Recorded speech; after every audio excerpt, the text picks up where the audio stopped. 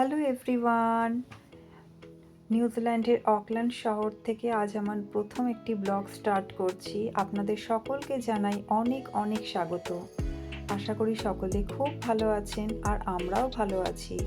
আজ একটা নতুন দিন, খুব আনন্দের দিন। এই দিনটার জন্য আমি দীর্ঘদিন ধরে অধীর আগ্রহে অপেক্ষা করছিলাম। আজ আমার ছোট্ট গুড্ডু সোনাকে আজ আমরা স্কুলে ভর্তি করতে যাচ্ছি। তো আমরা ব্রেকফাস্ট করে রেডি হয়ে এবার বেরোলাম আমাদের অ্যাপার্টমেন্টে। আমরা অপেক্ষা করছি লিফটের জন্য। তো এবার আমরা নিচে এসে এবার বেরিয়ে যাচ্ছি এখানে আমাদের অ্যাপার্টমেন্টের গেট থেকে। এখানে গেটে আর পাঞ্চ করতে হলো না দিনেশকে কার্ডটা, কারণ তার আগেই অন্য একজন বেরিয়ে গেছেন, তাই আমাদের আর কার্ড পাঞ্চের প্রয়োজন হয়নি। নিউজিল্যান্ডে এসে এখানে প্রথম যে জিনিসটা আমার ভালো লেগেছে সেটা হলো এখানকার প্রকৃতি। খুবই শান্তশিষ্ট, নিস্তব্ধ, মানে খুবই শান্তশিষ্ট একটা দেশ, খুবই শান্তির দেশ। আর এখানকার রাস্তাঘাট তো খুবই ঝাঁ চকচকে সুন্দর। এমনকি বাচ্চাদের খেলার পার্কটাও খুবই সুন্দর। আর যেখানে গাছপালা আছে তার চারপাশে যে পাতা পড়ে নোংরা হয়ে থাকা সেরকম কোনো ব্যাপার নেই। চারপাশটা এত সুন্দর পরিষ্কার পরিচ্ছন্ন থাকে, মানে দেখতেও খুবই ভালো লাগে।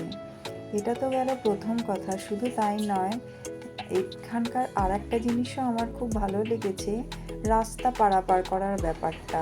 মানে এপার থেকে ওপার রাস্তা মানুষ মানে সিগন্যাল খুব ভালোভাবে মেনটেন করে তারপর পারাপার করে।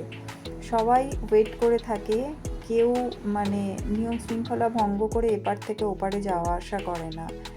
সবাই কিন্তু যখন গ্রিন সিগন্যাল আসবে তারপরেই কিন্তু রাস্তার এপার থেকে ওপারে যাওয়া আসা করে, যেটা আমার খুবই ভালো লেগেছে খুব। আর এই স্কুলের কাছাকাছি চলেই এলাম গল্প করতে করতে। ওর স্কুলের সমস্ত ছবি আমি দেখেছি, দিনেশ আমাকে দেখিয়েছে ভিডিওতে। তো সামনাসামনি প্রথমবারই এলাম, তাই আপনাদের সাথেও সেটা শেয়ার করছি। এখানে বাচ্চাদের স্কুলের প্রথম ভর্তি ক্রাইটেরিয়াটা হচ্ছে বাড়ি হতে হবে স্কুল থেকে যেন 5 কিলোমিটারের মধ্যে হয়। বেশি দূরে বাড়ি হলে বাচ্চাকে ওই স্কুলে অ্যাডমিশন করাতে পারবেন না। তো এখানে আমাদের বাড়ি থেকে এই স্কুলটার ডিস্টেন্স 5 কিলোমিটারের মধ্যেই।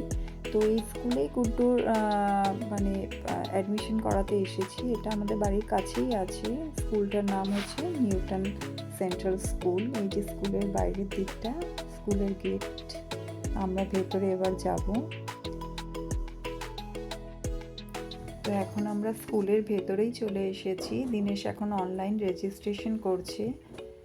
তো ক্লাস টিচার আমাদের পুরো স্কুলটা ভিজিট করাবে, সেই জন্য আমরা এখন ওয়েট করছি।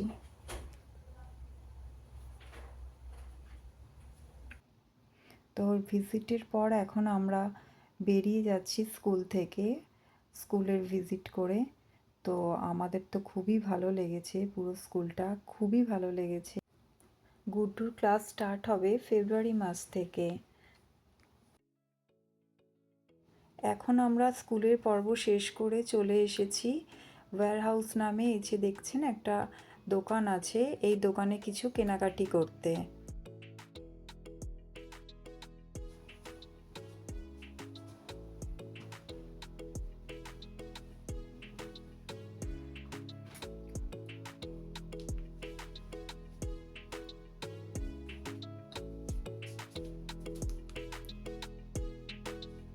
এখানে ক্রিসমাসের সেলও লেগেছে, আবার খুব সুন্দর ডেকোরেশনও হয়েছে, দেখে খুব ভালোই লাগছে।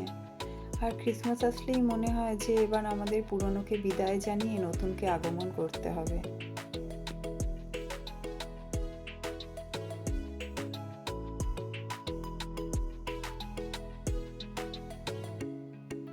এই দোকানে অনেক আমাদের ভারতীয় জিনিসপত্র পাওয়া যায়।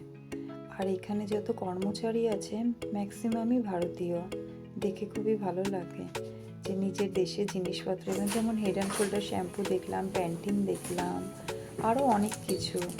তারপর বাচ্চাদের অনেক টয়েস রাখে, অনেক জিনিসপত্র আমাদের দেশের পাওয়া যায় এখানে।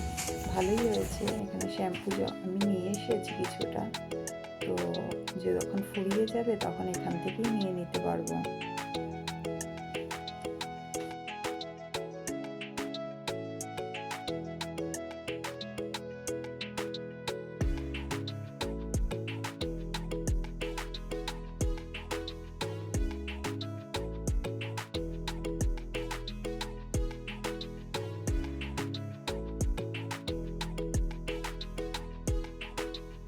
কেনাকাটি সেরে এবার আমরা বাড়ির দিকে রওনা দিয়েছি। তবে আজ খুবই ক্লান্ত, গুড্ডুও ক্লান্ত, আমিও ক্লান্ত।